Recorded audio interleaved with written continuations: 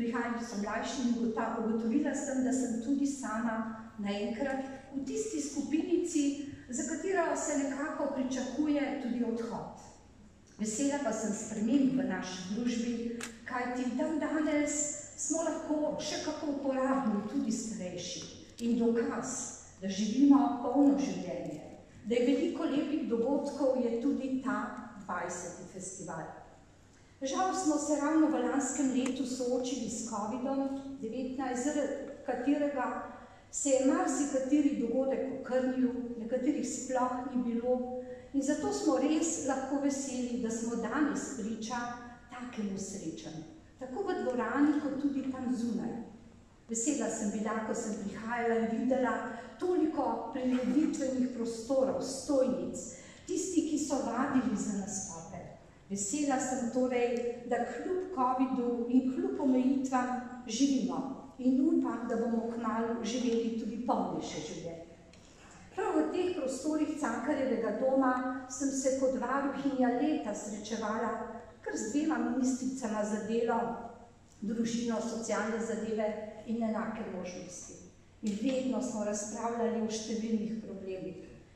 Vedno je bilo govora o revščini, kaj lahko rečemo. Še vedno je tu, pogosto ravno med starejšimi skrita in prikrita. Zato skrb za ranljive nikoli ni prevelika.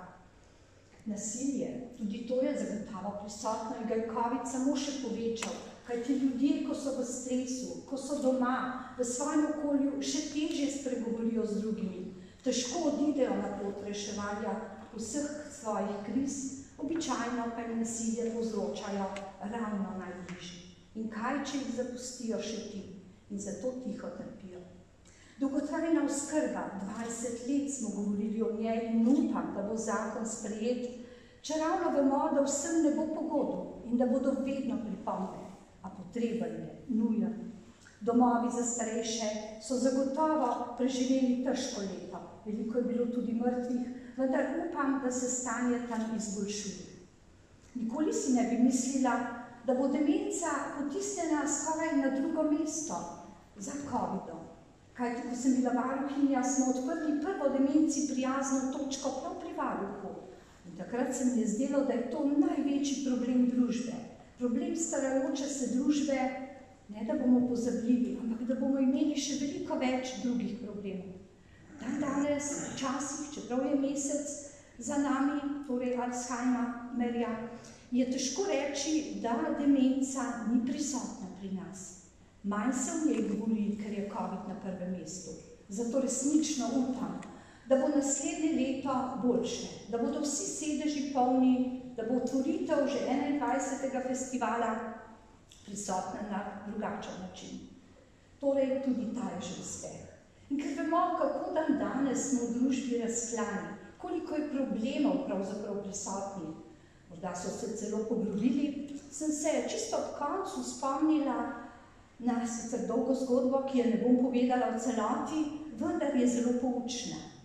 Za vsi včasih pravimo marsikaj, vendar tudi od živali se lahko učimo. In obstaja čudovita zgodba neznanega avtorja o goseh. O goseh, ki so letele na jug. In znanost je raziskovala, zakaj letijo v obliki črke V. Ugotovili so, da ravno to daje prednjim gosem neko večjo možnost, da letijo lažje, s pomočjo potisne sile drugih. Kaj pa delamo ljudje? Ali si dajemo pogum? Ali pomagamo drugim tistim, ki so za nami in pred nami? Nikakor ne. Precej smo sprti in potrebno je razmišljati tudi o tem. Kadar kakšna gos boli ali jo zadene šibra, ostaneta z njo še 2 gosi, da ji pomagata. In šele, ko si jo pomore, ali žal pogine, odideta ali s to ali drugo jato naprej. Kaj naredimo ljudje, ko zapuščamo ljudi, ki so potrebni pomoči? In še bi lahko govorila o živalih, katerih zgodbe življenja so tudi zelo poučne za ljudi. In zato ostanimo drug ob drugem, pomagajmo si. Bodimo strpni do drugačnih, kajti življenje je pestro in vsak lahko k nam prinese zgodbo, sporočilo, ki je drugačno od našega pričakovanja. Sprejmimo ga, poslušajmo ga seveda pa moramo tudi mi imeti pravico do svojega mnenja. In takrat bo tudi družba zaživela drugače. Torej, še enkrat, vse čestitke organizatorjem, lepo druženje v tej dvorani in zunaj nje. Hvala lepa.